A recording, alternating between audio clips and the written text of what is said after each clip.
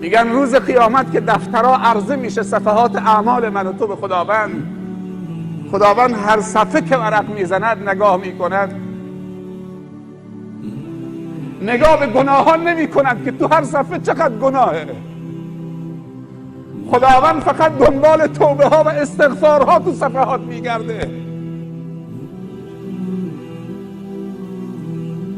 خصوصا اگر پایین هر صفحه توبه و استغفار جانانه باشه.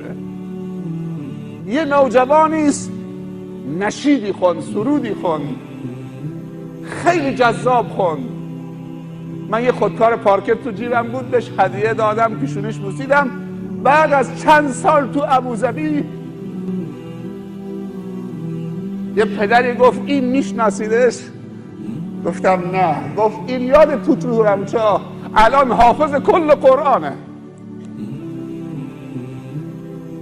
و شخصیتی برای خودش.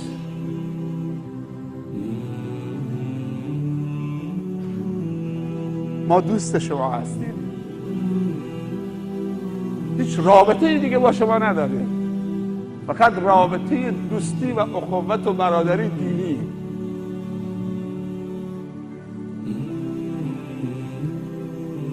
بین من و شما فقط اینه، الله.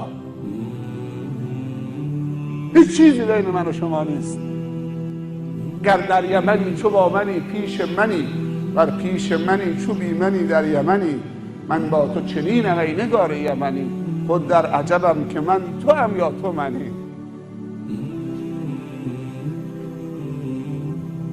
به فرزندانمون رحم بکنیم. این گل دسته های بهشتی خیلی مردا بعد از 3 سال 4 سال ازدواج بچه دار نشدن، محبتشون نسبت به معشوقشون که همسرشونه با عشق با هم ازدواج کردن کمرنگ شده. دیگه حوصله همدیگر نداشتن به هم نگاه بکنن. یه لقمه شام به زور با هم میخوردن، اون میرفت تو یه گوشه مینشست، اون تو یه گوشه، به هم پشت میکردن چون بچه‌ای وسط نبود. بعد از 4-5 سال خدا بچه داد. رابطه پدر و مادرم خیلی شیرین شد به خاطر بچه با هم دیگر.